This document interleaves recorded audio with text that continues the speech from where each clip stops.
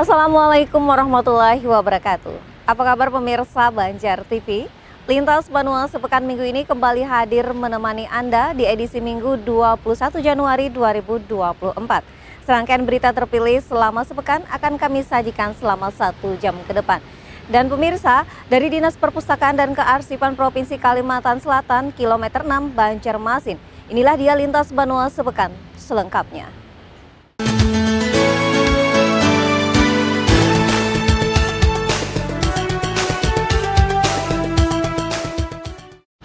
Ya pemirsa, mengawali Lintas Banua sepekan kali ini jelang masa kampanye pemilu pada tanggal 21 Januari 2024 hingga 10 Februari 2024 mendatang, di mana peserta pemilu dapat memamerkan gagasannya melalui berbagai saluran baik cetak, media daring, media sosial, dan lembaga penyiaran. Ada aturan yang harus diikuti oleh partai politik dalam berkampanye, termasuk setiap materi iklan wajib mendapatkan pernyataan layak untuk diedarkan atau ditayangkan. Pengawasan terhadap iklan kampanye tidak hanya menjadi tanggung jawab Bawaslu, sebaliknya tugas gugus tugas yang terdiri dari KPI, KPU, dan Dewan Pers akan memastikan bahwa setiap iklan mematuhi peraturan yang berlaku. Guna memantapkan pemantauan nantinya, Bawaslu Banjar menggelar rapat koordinasi pengawasan kampanye, rapat umum, dan kampanye iklan di media massa pada pemilu 2024 di salah satu hotel di Kabupaten Banjar. Sebagaimana diketahui peraturan Komisi Pemilihan Umum atau PKPU nomor 15 tahun 2023 menjadi pedoman untuk berkampanye termasuk melalui media massa cetak, media daring, media sosial, lembaga penyiaran. Dalam PKPU tersebut termaktub dengan jelas aturan teknis penyelenggaraan rapat umum seperti waktu pelaksanaan, kemudian mengantongi surat tanda terima pemberitahuan atau STTP kampanye dari kepolisian serta mobilisasi massa yang jelas. Di rapat umum itu yang juga perlu menjadi catatan buat kita bersama adalah pertama ya kita harus menyesuaikan dengan waktu sebagaimana bunyi pasal 4 PKPU nomor 15 tahun 2023. Di sini termaktub jelas bahwa rapat umum sebagaimana dimaksud pada ayat 1 itu nanti dimulai pada pukul 9 dan berakhir paling lambat pukul 18 waktu setempat dengan menghormati hari dan waktu ibadah di daerah setempat. Ini kan menjadi catatan penting. Jangan sampai kemudian kita mengalami masalah seperti ini. Yang kedua, sebagaimana di awal saya sampaikan terkait soal STTP. Karena ini menjadi hal yang penting, kemudian jangan sampai acara besar tapi kemudian tidak ada keterangan sama sekali dari pihak yang berwenang, dalam hal ini pihak kepolisian. Hal lainnya juga tentu terkait soal mobilisasi massanya. Sementara itu, Koordinator Akademi Pemilu dan Demokrasi Kabupaten Banjar atau narasumber Hairul Fala menjelaskan, setiap materi iklan wajib mendapatkan pernyataan layak untuk diedarkan atau ditayangkan sesuai dengan regulasi sensor yang berlaku. Terkait masalah durasinya, ya kan, terus nanti artinya yang disampaikan di media massa, hal-hal yang dilarang, itu tidak ditampilkan. Nah, terus juga selain daripada itu, nanti sebelum ditayangkan itu harus disensor mana yang memang ibaratnya layak untuk ditampilkan ke publik, ya kan, mana yang tidak layak. Radio ini kan sifatnya suara, ya kan, sifatnya suara. Nah, itu durasinya itu sekitar 60 detik. Nah, sedangkan yang selain daripada radio itu kan 30 detik. Nah, jadi selisihnya itu sekitar 30 detik. Berdasarkan peraturan PKPU nomor 15 tahun 2023, batas maksimum pemasangan iklan di lembaga penyiaran secara kumulatif adalah 10 spot berdurasi maksimal 30 detik untuk setiap stasiun televisi per hari dan 10 spot berdurasi maksimal 60 detik untuk setiap stasiun radio per hari. Sedangkan batas maksimum pemasangan iklan melalui media massa cetak, daring, dan sosial adalah 810 mm kolom atau satu halaman untuk setiap media massa cetak per hari, satu banner untuk setiap media daring per hari, serta satu spot berdurasi maksimal 30 detik untuk setiap media sosial per hari. Sedangkan terkait iklan kampanye di media sosial online, pasangan calon dan partai politik peserta pemilu diizinkan untuk menampilkan satu banner di 5 media dengan durasi waktu 21 hari. Ahmad Ramadhani, Banjar TV. Selanjutnya pemirsa, setelah mengemuka sekian lama sejak penetapan daftar caleg tetap beberapa waktu lalu, akhirnya kisruh tersingkirnya Bacalek Anang Rosadi Adenansi akan bergulir pengadilannya. Dengan pihak tergugat adalah DPW Nasdem Kalsel, Rifki Nizami hingga KPU RI. Setidaknya kepastian ini disampaikan kuasa hukum penggugat, yakni Fauzan Ramon, saat ditemui di ruang kerjanya, kawasan Pramuka Banjarmasin, Kamis 18 Januari 2024. Rencananya, proses hukum tersebut akan berlangsung di Pengadilan Negeri Banjarbaru dengan penggugat adalah Anang Rosadi Adenansi, bakal calon legislator DPR RI nomor urut 5 yang menggugat partainya, yakni pengurus Nasdem Kalimantan Selatan, kemudian Muhammad Rifki Nizami Karsayuda hingga KPU RI. Fauzan Ramon menjelaskan, gugatan ini dilayangkan Anang Rosadi Adenansi karena merasa dirugikan hingga 500 juta rupiah secara material, sedangkan secara imaterial bisa menembus 1 triliun rupiah. Karena dasarnya kalau itu merugikan seseorang, apakah klien saya itu, kita ada punya hak gugat perdata.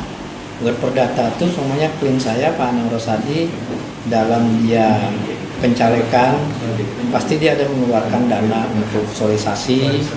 Dia kan daftar sementara kan ada. Solisasi itu menggunakan transportasi, biaya solisasi, biaya APK, bolak-balik ke Jakarta. Nah, karena akibat perbuatan dia dicoret secara sepihak, akibat hukumnya kan ada. Seperti diketahui, sebelumnya Anang Rosadi Adenansi sempat masuk daftar caleg sementara hingga ia melakukan sejumlah persiapan termasuk mengikuti orientasi oleh kepengurusan pusat Nasdem di Jakarta. Namun sejumlah persiapan dan modal yang telah ia keluarkan untuk mencaleg akhirnya sirna karena ternyata namanya mendadak tidak ada di daftar caleg tetap, yang posisinya digantikan oleh kader baru Nasdem, yakni Muhammad Rifki Nizami Karsayuda, usai mengundurkan dari Partai Demokrasi Indonesia Perjuangan. Tim Liputan, Banjar TV. Berikutnya pemirsa, Kepala BPKPAD Kota Banjarmasin Edi Wibowo menyatakan Pemkot Banjarmasin segera evaluasi penerapan pajak parkir pada halaman milik toko-toko swalayan seperti Alfamart dan Indomaret. Pemerintah Kota Banjarmasin menerapkan retribusi pajak parkir pada halaman milik toko-toko swalayan seperti Alfamart dan Indomaret. Di Banjarmasin didapati ada sekitar 90 buah toko retail yang harus bebas perparkiran atau gratis parkir, namun terkadang ada sebagian oknum yang menarik parkir di kedua toko swalayan tersebut. Kepala BPKPAD Kota Banjarmasin Edi Wibowo baru-baru tadi menyatakan, menurut data ada sekitar 90 buah toko retail di Banjarmasin. Penarikan pajak parkirnya pun sudah dilakukan, yaitu sebesar Rp500.000 per bulan. Namun retribusi pajak parkir akan dievaluasi kembali yang memungkinkan akan dinaikkan di tahun 2024 ini. Itu pun masih menunggu surat balasan dari pemilik toko retail tersebut. Indomaret dengan Alfamart kurang lebih sekitar 90-an. Jadi itu sudah kita lakukan penarikan pajak tiap bulan yang mereka setor. Kisaran itu antara sekitar 500.000 kalau tidak salah sebulan. Tapi sekarang kita sudah melakukan evaluasi, pendataan bersama akan kita naikkan di tahun ini. Kami tinggal menunggu balasan dari mereka. Murtasia, Banjar TV. Selanjutnya, Kepala Disperdagin Kota Banjarmasin Ikram Mubtezar meminta pedagang pasar Kesatrian segera membayar retribusi yang tertunggak. Sejumlah pedagang pasar diharuskan untuk segera melunasi tunggakan retribusi. Salah satunya pedagang pasar Kesatrian di kawasan Jalan Veteran Banjarmasin Timur. Pada tahun 2023 lalu, pedagang pasar Kesatrian tidak dapat ditarik retribusinya dengan alasan adanya pasar kaget di pinggir jalan Sungai Gardu hingga menurunkan omset harian mereka. Namun keberadaan pasar kaget Sungai Gardu tersebut kini sudah ditertibkan dan sesuai janjinya, pedagang Kesatrian akan menyetorkan retribusi hariannya. Hal itu diungkapkan Kepala Dinas Perdagangan dan Perindustrian Kota Banjarmasin, Ihrom Muftejar, saat di gedung DPRD Banjarmasin beberapa waktu lalu. Kita melakukan pembayaran ya yang tertunggak ini karena memang ada beberapa bulan yang kita tidak menagihkan sesuai dengan kesepakatan, dan dari pemerintah Kota Banjarmasin juga melalui tim, ada Pol PP, ada Disperdagin itu sudah menyampaikan kepada kawan-kawan masyarakat atau masyarakat yang melakukan transaksi di sekitar kawasan Sungai Gardu itu untuk tidak melakukan transaksi di sana lagi. 24 ini kawan-kawan pedagang pasar Kesatrian itu segera bisa melakukan pembayaran. Itu harapan kita. Disebutkannya pula pihaknya juga telah mengerahkan tim untuk melakukan penagihan retribusi. Harapannya para pedagang segera membayar retribusi yang tertunggak, mengingat pemerintah sudah memenuhi keinginan pedagang setempat untuk menertibkan pasar dadakan di Sungai Gardu. Murtasyah, Banjar TV. Pemirsa, Wali Kota Banjarmasin meresmikan shelter integrasi 0 km di Jalan Jenderal Sudirman, sekaligus memperkenalkan sistem pembayaran non-tunai sebagai langkah progresif dalam memajukan sektor transportasi kota. Shelter integrasi 0 km ini merupakan tonggak sejarah baru dalam pengembangan transportasi di Kota Banjarmasin. Wali Kota Banjarmasin menyebut kehadiran shelter integrasi ini sebagai langkah monumental untuk menghubungkan berbagai moda transportasi, mulai dari angkutan sungai seperti kelotok, kapal kecil, speedboat hingga longboat. Selain itu, shelter ini juga memungkinkan akses ke 5 moda transportasi darat termasuk Trans Banjarmasin 4 koridor, bus Banjar Bakula, serta teman bus dengan 2 koridor yang mencakup rute ke bandara dan Kabupaten Tanah Laut, serta layanan transportasi online yang memberikan kemudahan bagi warga dalam menggunakan transportasi, sekaligus mengurangi ketergantungan pada kendaraan pribadi. Kami berharap ini menjadi kemudahan bagi warga dalam angkutan transportasi kita, sehingga akses mereka dari satu tempat ke tempat lain itu bisa lebih nyaman dan mengurangi penggunaan mobil kendaraan pribadi. Kalau angkutan umum itu nyaman, maka masyarakat itu akan dengan sendirinya akan berpindah.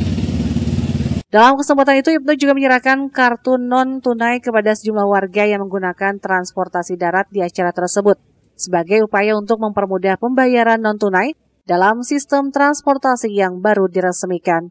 Ridho melaporkan untuk Banjar TV. Ya pemirsa, sesaat lagi akan kita simak bersama PT Air Minum Banjarmasin salurkan CSR 2024 kepada 2 lembaga. Tetaplah bersama kami.